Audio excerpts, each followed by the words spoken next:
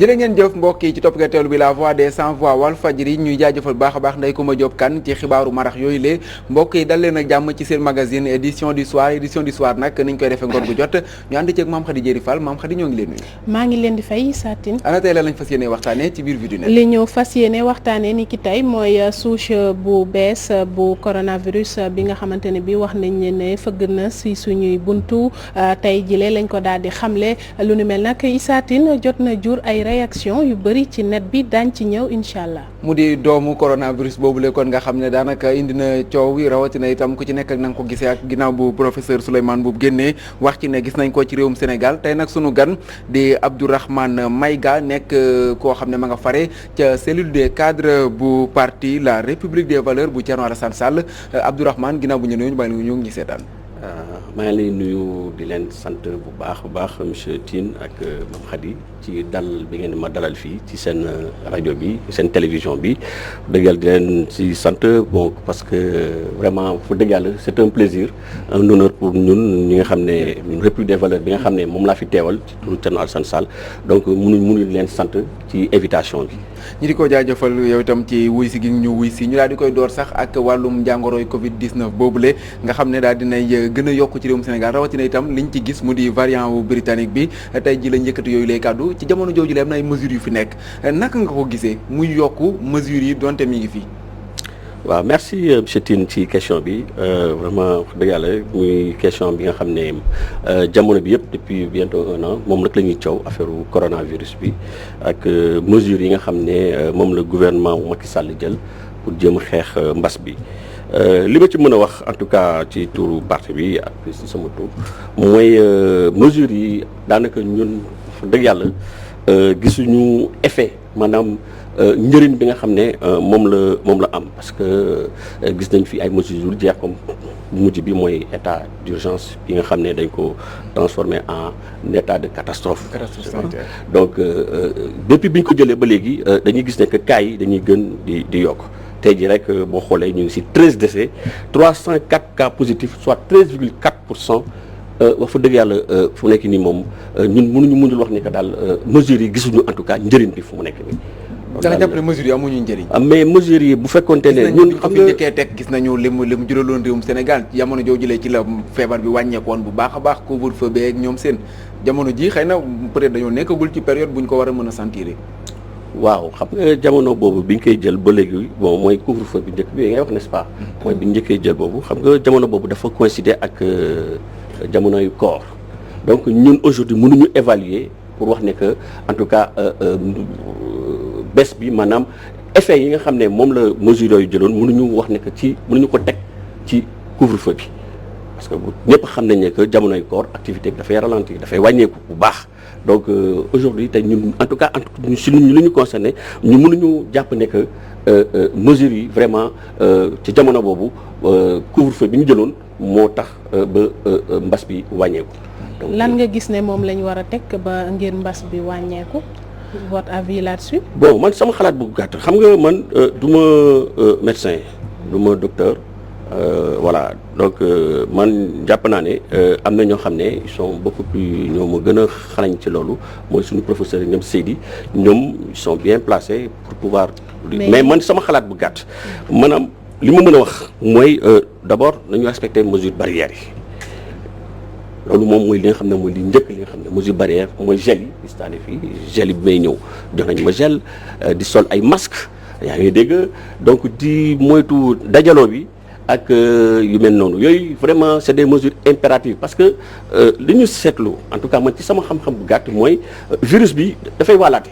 te xam nga wàllaate bu amee donc dañu war a moytu dajaloo bi. mais loolu ci côté population bi la. waaw li population war a def mais tey ñooñ nguur lan lañ war a mën a def. mais ñoom nguur maanaam dañu war a gën a renforcer maanaam mesures yooyu veille c'est-à-dire que xam nga jël mesure mbir la waaye application bi tamit leneen la neex na trop nga jël ne bon à partir de 21h couvre-feu bon bu kenn doxati bon nañ nit ñi di sol seen masque yi mais il faut mu am ay mesures coercitives maanaam mu am ay daan au besoin. pourtant teg nañ ñi nga xamante ne bii ñooy takku der yi ci mbedd yi. waaw mais teg nañ leen mais xam nga bon man sama jàngat ne man li ma gis mooy en tout cas mesures yi ñu wax ni en tout cas amul effet amul application man léegi rek bi may ñëw rek tout à l'heure rek mais boo leen gisee dajaloo bi am ci diggante fii rond-point Liberté 6 dama obligé garer sama oto dox pour mën a ñëw parce que embouteillage yi ak dajaloo bi nit ñaa ngi tàncaloo ndax lan couvre-feu bi parce que ku nekk yàkkamti na egg këram balaa couvre-feu bi di am donc tàncaloo bi oto yaa ngi fees car rapide yi ñu ngi romb léegi tout à l'heure nit ñaa ngi dajaloo mais c'est extraordinaire kenn mënu la expliquer. donc dafa mel ni kenn mënu leen satisfaire askan bi finalement mën nañ ne mënuñu leen satisfaire boo xoolee bu ñu tegee couvre-feu ñu ne metti na bu fekkente ne dindi nañu wala dindi nañ yenn mesures yi ñu ne dañ ñoo bàyyi ak feebar bi. xam nga am na loo xam ne pareeguma ci sama raisonnement mais am na li nga xam ne li gën a am solo mesure baax na trop mais aussi am na loo xam ne c'est extrêmement important maanaam mooy sensibilisation maanaam il faut ñu toog waxtaan ak askan bi. parce que dafa mel ni sensibiliser wul li ngay gis ci télé yeeg chaque jour. waaw mais ba léegi nit ñi il faut ñuy waxtaan du télé bi sensibilisation mënul yem ci télé yi kese war nañ ci boole bàjjenu gox yi boole si sëriñ yi si jumaa yi ci chef de village yi xam nga ñooñu nga xam ne ñoo nekk en contact mais du mbirum télé ou bien. voilà est-ce que tamit nguur gi rek ñoom ñoo war a akimoo sensibilisation boobu est-ce que di tamit yéen ñi nga xamante ne bi yéen a fari ci kujje gi ñu seetlu ne gisuñ leen ci torop ngeen wax ci donte sax lu soxal population bi la est-ce que yéen tamit waroo leen cee àddu tamit. mais soxna si ñun boo xoolee ñun au niveau de la République des valeurs. mais dañ cee wax Thierno Alassane Sall wax na ci waxaat ci depuis bien avant ci début bi bind na joxe ay directives joxe ay consignes yoo xam ne mais xooluñu ko bind na wax na. sensibiliser nañu fu ne def nañ amul lu ñu deful au niveau de la République des valeurs pour en tout cas def li nga xam ne mooy li ñu war ci sensibilisation waaw ñun d'ailleurs même moo leen seetloo bi président Macky Sall bi muy woote ñun on ne nous a pas invité bon mais loolu c'est pas le plus important li gën a am importance mooy ñun en tant que acteur politique ñun li ñu war en tout cas ñu ngi koy def chaque jour saa su ne ñu ngi koy def de même la preuve maa ngi nii fii donc di wax ci plateau yi donc di inviter population yi pour ñu respecter mesures barrières yi xam ne que feebar bi mi ngi fii mbas baa ngi fii chaque jour nit ñaa ngi dee tey jii rek am nañ 13 lu mat fukki nit ak ñett ñoo xam ne dañoo gaañu dafa ñu gis ne feebar bi mi ngi gën a yokku mesures yooyu lee ca la ñuy des xëy na sax ngir mën cee jeexal ak assemblée nationale daal dinañuy jël doole ji jox ko le président de la république Macky Sall jamono ji yow en tant que ku nga xam ne déjà wàllum yoon ngay def naka nga gisee mbir yooyu lee ñu jógee ci état d'urgence dem ci état de catastrophe sanitaire. waaw man déjà mënuma ci li ma mën a wax ci loolu mooy je trouve que déjà ni ñu ko doxalee sax man déjà en tant que juriste man ànduma ci. parce que dama jàpp ne dañoo jalgati yoon. waaw dañoo jalgati yoon. ci naka donc ci naka parce que man état de catastrophe mosuma ko gis ci constitution lire naa ko parcourir naa ko parce que état d'urgence ça c'est quelque chose bi nga xam ne dañu ko réglementé dans la constitution te man jàpp naa ne assemblée nationale. mais bu ñu changé loi 69-29 du 29 avril 1969. waaw mais loi boobu justement mais bu fekkee dañ ko war a appliquer maanaam wala ñu mën a jël ay changements par rapport ak loolu dañu war a jël ay dispositions xam ne par rapport à la constitution c'est-à-dire que y a le principe de la constitutionnalité des lois maanaam mesure bu ñu war a jël boo xam ne dafay renforcer maanaam dooleel président de la République wala mu nekk ci domaine assemblée nationale dañu war a xool ndax est-ce que mesure boobu maanaam est-ce que ànd na ak constitution bi mais li ñu jàpp nii mooy ñun en tout cas man ci li ma jàpp en tout cas mooy dama xam ne que dañoo jalgati yoon. pour lan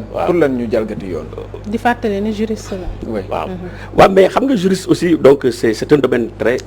vaste très large. voilà donc c'est un domaine bi nga xam ne donc man dama am benn domaine de compétence boo xam ne kooku. mais pour lan mais par rapport ak lii. pour lan nga jàpp ne nguur gi dafa lan moo war a mën a waral ñoom ñu jalgati yoon ci ak tayef ngir teg li nga xam ne moom lañ teg ci ay mesures. bon man dama jàpp ne politique dafa laxasu ci lii daf ci laxasu parce que doole yi ñu ko jox nii donc pourquoi ñu dooleel ko donc man dama jàpp ne am na politique moo ci laxasu loolu daal moom laa mën a wax te bugguma ci sore trop parce que li ma leen mën a wax daal mooy. en tout cas way politique nga bokk ci république des valeurs. kon kay war nga cee mën a sori bu fekkente ne jàpp nga ne politique moo ci laxasu. waaw mais politique moo ci laxasu parce que président de la république tey jii dañ ko jox ay doole des pouvoirs exorbitants yoo xam ne sans pour autant yoo xam ne pouvoir yooyu bi ñu ko doon jox normalement dañu waroon retourner à la constitution. waaye te qui parle de la constitution parle donc du peuple c'est-à-dire dañu war a am ce qu'on appelle benn genre référendum pourquoi pas même vous comprenez demander askan bi du dellu ci askan bi nga xam ne moom moo yore souveraineté bi laaj leen seen xalaat par rapport ak. loolu moom temps bu yaatu lay. laaj moo tax loolu moom temps bu yaatu la déjà ñu waral dem laajiwaat ay référendum ak yooyu noonu di jaar te feebar bi nekk fi def ay ravage quand même day jot ci ñoom wala jàmp ñu jël mesures yi maam Khady ñu dem ci beneen ponk bi. yaakaar naa ne ci beneen compte muy 94 milliards yaak Ousmane Sonko ñu gis ne classé nañ ko sans suite yow dogal boobule naka nga ko gisee. waaw man li ma jàpp mooy déjà Ousmane Sonko xam naa ne porté woon na plainte entre Ousmane Sonko. ko xam ne plainte bi lañu classé waaw dañ ko jël ñu classé ko donc xam nga procureur moo jël dossier bi classé ko sans suite. donc te procureur comme ni ñu koy waxee moom moo am opportunité de poursuite des juges. waaw c'est ça donc devant des juges donc ñoom ñoo am opportunité de poursuite bon li wëtu wër mooy déjà situation mel noonu bu fekkee ne état bi dafa impacté par rapport ak benn infraction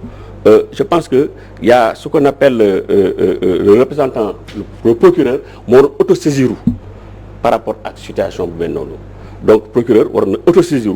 pour évidemment donc mais am na leen loo xam ne lu am solo loo xam ne dañ ko war a jàpp mooy Ousmane Sonko dafa joxe ay preuves yu leer nañ ay preuves yoo xam ne par rapport ak 94 milliards yooyu. donc dama jàpp ne joxe gu preuve daanaka bu ñu ko woowee mu joxe preuve. numéro compte waaw mais dañ ko woo c'est-à-dire que procureur dafa war exploiter preuve yooyu mais mënuñ jël dossier boo xam ne ki nga xam ne moo initié procédure bi nee na man am naa ay preuves yaa ngi dégg woo leen moom ma jox leen preuve yi mais dañ ko war a woo ñu entendre ko ñu exploiter preuve yooyu mais loolu amul te agent judiciaire de l'État aussi moom waroon na aujourd'hui moom mi nga xam ne mooy représenter État bi moom waroon na porter plainte. mais gis nañ ne que dans ce pays li ñu remarqué mooy su fekkente ne c'est un membre bi nga xam ne il fait partie donc de la coalition Benno Siggil Sénégal moo fi nekk s'il est interpellé donc dañ koy classé sans suite mais su fekkoon ne keneen koo xam ne ci opposition bi da ngay xool le cas de Boubacar Sèye dañ koy jël dal ci kawam. est-ce que mbir yi bett na la ni mu mujjee nii. mais ñun xamoon nañ ko depuis le départ ba am na ku ko waxoon noo xam ne neewoon na lii tôt ou tard de toute façon dañ koy classé sans suite. parce que déjà procédure depuis le départ pour moom li mu jàpp mooy ki nga xam ne moom moo porté plainte amuloon qualité bi pour porter plainte. donc da nga gis ne justice du ci naru cee dem jusqu'au bout quoi. waaw mais justice bi demu ci ba jusqu'au bout parce que classé na dossier bi. dossier bi classé na 94 milliards. non plainte Ousmane Sonko la ñu classé sans suite mais il reste d'autres plaintes bu ci mel ni bu Mamour Diallo am na yeneen i plaintes yoo xam ne des na ci. waaw loolu moom bon de toute façon li ma mën a wax daal mooy Ousmane Sonko am na ay preuves man dama jàpp ne que procureur war na jëm exploiter preuves yooyu pour que au moins ñu mën a voilà mu mën a exploiter preuves yooyu pour que parce que askan bi dañoo bëgg a xam le peuple a besoin de savoir askan bi nga xam ne ñu ngi fii parce que wax nañu 94 milliards mais dafa bëri 94 milliards. est-ce que l'opposition bi des fois itam ñooy nekk rek ci ay accusations sans preuve finalement. non c'est pas des accusations ci accusation amoon na ci gisaat bi nga xam ne moo di affaire des 94 milliards est-ce que ñi ngi yor les preuves maanaam ay firndewul li nga xam ne moom la ñuy wax. xam nga affaire bi du question preuve ou pas parce que Ousmane Sonko comme ni ma ko waxee tout à l'heure. du question preuve day yomb. du n'importe qui Ousmane Sonko c'est un représentant du peuple. député la à l'Assemblée nationale. oui te il est ici c'est un inspecteur des impôts vous comprenez donc moom. bu demee ba porter plainte c'est parce que am na ay éléments de preuve moom mënul def di porter plainte comme ça pour porter plainte donc li mu wax c'est parce que daf ko teg ci ay bases yu leer tey jii li am ba am mooy procureur bi moom waroon na jël plainte bi c'est-à-dire que maanaam élément de preuve yooyu ak information yi nga xam ne moo nekk en la possession de Ousmane Sonko pour mu jëm ko exploiter pour que askan bi ñu mën a xam mais ba léegi dañoo nekk ci lëndamaay boo xam ne xamuñu ndax est-ce que li am na wala amul. donc ñu gis leen beneen direction sax mu di ñaar yu nga xam ne yéen a ngi ci réclamer lumière muy Dakar Dem Dikk ak Poste ñaar yooyu ñu ngi gis ci bataaxal boo xam ne bind ngeen ko ngeen di sàkku ñu indi ci ay leeral ndax jàpp ngeen ne dafa am benn càcc wala ay luubal yoo xam ne am na fa loolu lan moo ko waral. waaw mais kooku li ñuy wax ni mais kii wax na ko Moussa Diop wax na ko ki nga xam ne moo ko remplacé yaa ngi dégg moom it wax na ko. nee na Moussa Diop bu fi nekkee dafa demoon créer ay emplois fictifs plus de 200 emplois fictifs ak leneen yoo xam ne moom wax na ko du ñun ñoo ko wax ñoom yi neen la ñoom ñoo ko wax kon bu fekkee ne loolu am na donc man je pense que situation yi mel noonu maanaam bu fekkee ne une accusation d'une telle gravité bu fekkee ne dafa am procureur de la République dafa war a autosaisir pour jéem a leeral askan bi par rapport ak wax yooyu ñu wax loolu daal mooy li nga xam ne moo am solo. Boubacar Seye jamono ji ba léegi itam mi ngi ci kaso gi donte déggaat nañ ci ay kàddu ak président de la république Macky Sall li mu sàkku ngir mbir yooyu la ñu ko jéem a xool naka la ñuy def ba mu leer rawatina dossier bi li mu ci doon wax ci ay koppar loolu itam ci jamono ji nga xam ne ñi ngi wax waxu justice ci réewum Sénégal est-ce que jàpp nga ne tey yoon am na ci réew mi. waaw mais xam nga loolu laa lay wax nii xam nga yoon am na waaye yoon bi c'est-à-dire que mooy li ñuy wax rek c'est une justice à double vitesse justice boo xam ne voilà su fekkente ne koo xam ne dafa ànd ak nguur gi yaa ngi dégg dafa impliqué wu maanaam il n'est pas inquiété maanaam du ko neex mu def donc su ko neexee jalgati loi te loi bi dafa wax nul n'est au-dessus de la loi vous comprenez donc la loi elle a un caractère général impersonnel mais tey su fekkente ne nit la koo xam ne comme àndul ak nguur gi nekkul ci pouvoir bi donc voilà machine judiciaire bi day dal sa kaw donc loolu vraiment c'est des choses qui sont regrettables yoo xam ne ñu ngi fii donc dañuy gis ne que y a une immixtion maanaam de l'exécutif sur le judiciaire. naka nga gisee sax ki nga xamante ne bi mooy njiitu réewum Sénégal gannaaw ba mu doon amal ndajeek taskatu xibaar mu daal di wax ne am na si yenn dossier yoo xamante ne bi xam na ne bu bàyyi woon mu continuer si yoon mu daal di jur coow te mu teg ci coom-coom. mais loolu day firnal li ma la wax ni rek mooy loolu moom ci boppam bi nga xam ne tey di procureur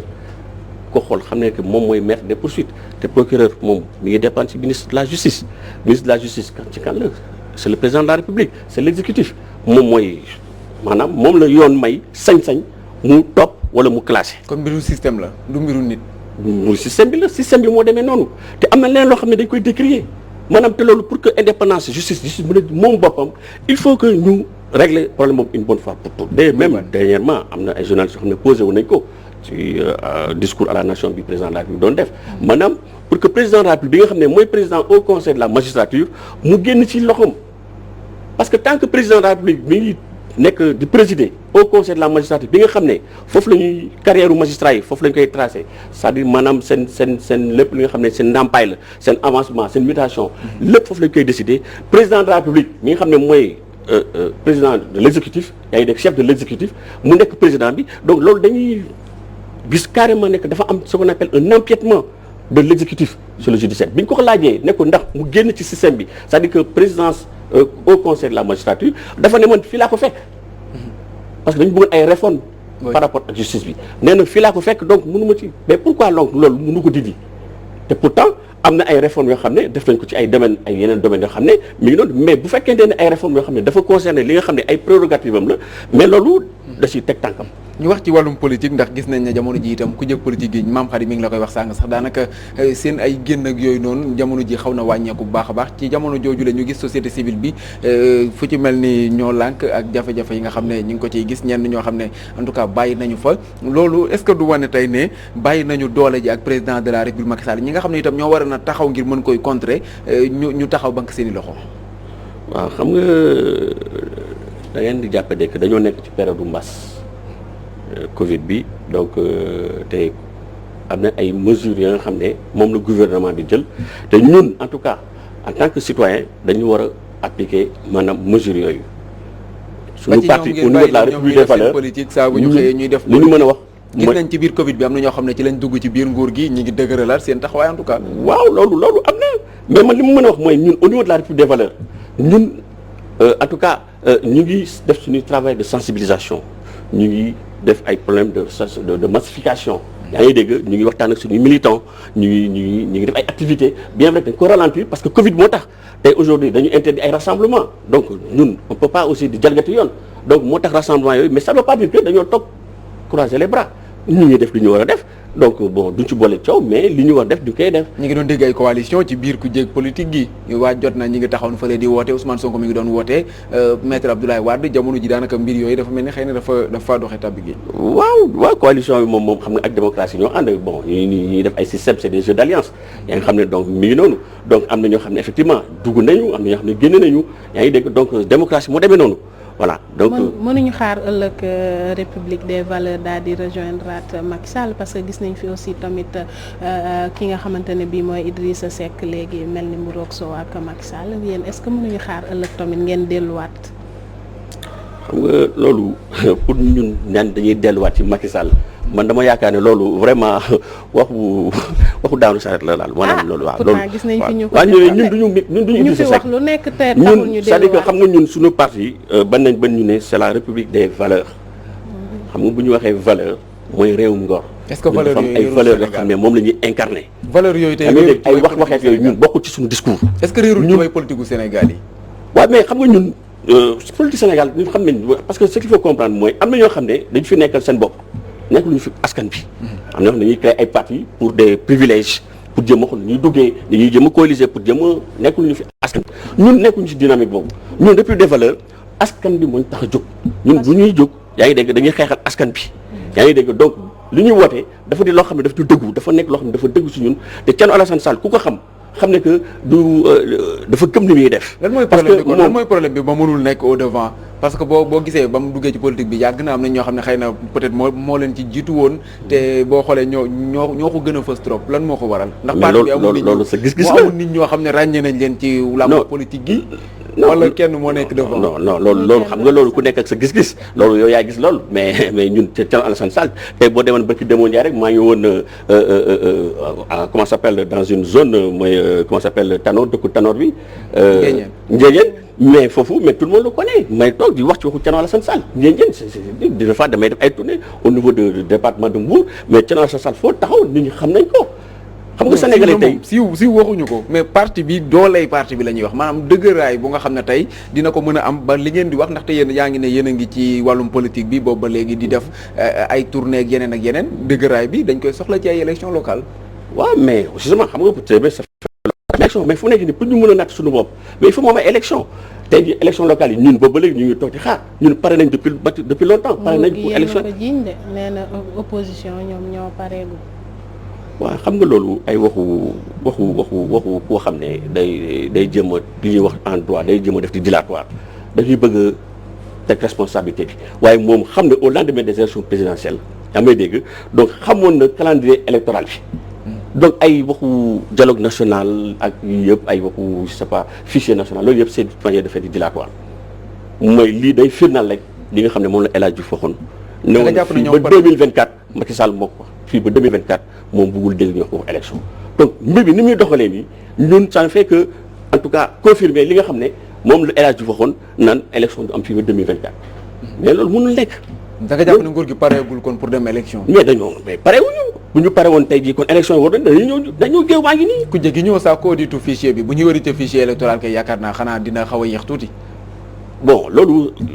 ñoom ñoo ko décidé ñun nekkuñu woon ci dialogue national boobu liñ fa wax liñ fa def kon ñun loolu ñun mënuñ ci wax mais li wër te wër mooy ñun au niveau de la République des valeurs ñun tey gi pare nañu pour des élections locales ak élection bu mu mënti doon. élection locale yoo xam ne Thierno Alassane Sall léegi daanaka moom lañ ciy xam. mais Thierno Alassane Sall mais moom laa lay wax ni Thierno Alassane Sall mais yow boo liiroon tey ji livre mooy élection locale yi ma lay wax donc bu ngeen demee élection locale xëy na moom mën na gagner localité ba mu dëkk bu fekkente ne sax dina ko gagner ndax gis nañ ne coalition au pouvoir renforcé wu nañ fa jëli Idrissa Seck donc déjà kon Thiès kon xëy na dina nekk dëkk boo xam ne xëccoo bi dina metti lool waaye yéen ñi ci des itam yow da nga jàpp ne coalition boobu Idrissa Seck le fait que mu ñëw ci Macky Sall loolu da koy renforcer non yow jàpp nga ne maanaam Idrissa Seck le fait que mu rejoindre Macky Sall ci coalition boobu da ko dooleel. yow loo jàpp. mais loolu mais da ngay def benn sondage boo laajoon di nga xool tey Idrissa Seck tey jarul dara mu nekk nii politiquement parlant li mu doon peser le fait que mu dugg ci biir Macky Sall ci gouvernement Macky Sall maanaam rejoindre coalition Macky Sall mais li mu ko yàqal moo ëpp li mu ko defaral donc ñun aujourd'hui mënuñu wax ci coalition yi ñun suñu bopp la ñuy xam au niveau de la République des valeurs leer ba leer mooy ñun en tout cas nag ñun suñu bopp pare nañu na élection yi ñëw bu boobaa lépp dina leer. bu boobaa lépp dina leer donc dañ ñuy gunge ñu àndandoo ak Mame Khady Diéry Fall dem ci la rubrique Vue du Net ñu daal di jëli tampon bi ñëwaat.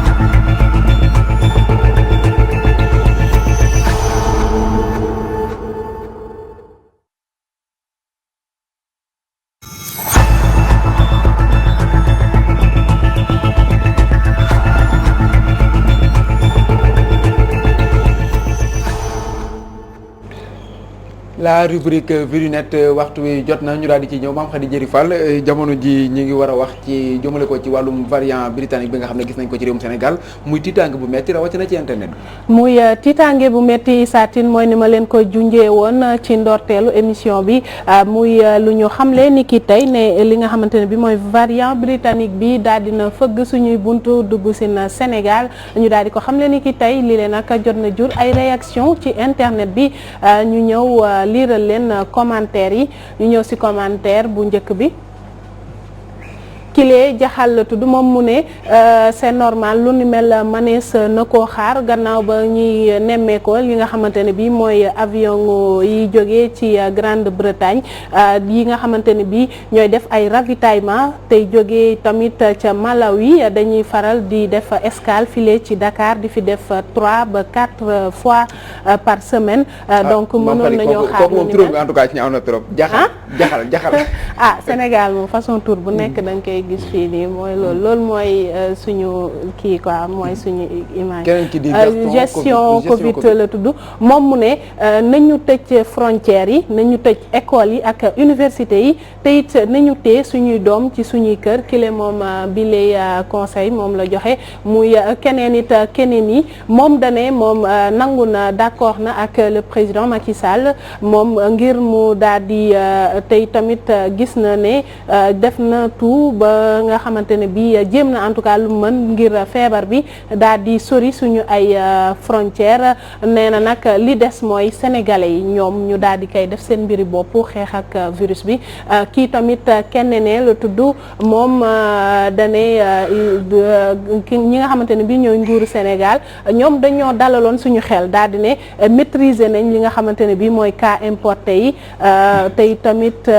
deuxième vague beeg lu ni mel maîtriser woon nañ ko wante moom mu ne wante teewul gis nañ lu ni mel ndaxte moom li mu jàpp ne moo koy war a isaatin mooy mu ne yenn faux test yi ñuy nemmeeku nee na ay test yu négatif la ñuy nemmeeku ak lu ni mel mën na tax ba cas yi di fi dugg kenn beneen commentaire kii moom Marie la tudd Issa moom mu ne moom itamit dafa rejoindre ki ma liiroon sànq mu ne il faut ñu daal di tëj li nga xamante ne bii mooy frontières yi en attendant ñuy xaar vaccin yi ak it daal di jël masque yi te itamit respecter li nga xamante ne bii mooy distanciation sociale te itamit ñuy raxas suñuy loxo maanaam ñu sàmmanteeg lépp li nga xamante ne bii moom la waa kër docteur daal di digle ngir ñu daal di gën a moyu mbas bi beneen commentaire ki la moom joxewul turam moom dane dina gën a bëri ay cas décès tamit maara day taali bu fekkee ne defuñu li nga xamante ne bi mooy adopté li nga xam ne mooy geste barrière yi isaatin fii la ñuy daal di yemale li nga xamante ne bi mooy réaction ñu am ci internet bi jëmale ko ci souche bu bees bi nga xam ne ni nemmeeku nañ ko ni ki tey Satine Diagne nemmeeku nañ ko ni ki tey ba tax na sax tiitaange gi bari na lool ci réewum Sénégal yàlla na sunum réew mucc yeneen réew yi ci des yëpp daal di mucc ñu di la jaajëfal baax a baax Abdourahmane Maïga bàyyi la nga tàggatoo. waaw mais man vraiment maa ngi leen di gërëm di leen sant bu baax encore ci invitation bi ngeen ñi def donc invitation bi am na solo trop parce que permettre nañu ñun en tout cas au niveau de la République des valeurs ñu mën a en tout cas wax suñu xalaat par rapport ak doxinu réew mi yaa ngi dégg donc et puis vraiment di rafetlu aussi vraiment démarche bi ngeen di def yéen journalistes aussi parce que vraiment yéen a ngi ci sensibilisation parce que moom lay wax le fin mot par rapport ak li nga xam ne moo fi nekk maanaam mooy Covid bi lenn mënu ko faj nu sensibilisation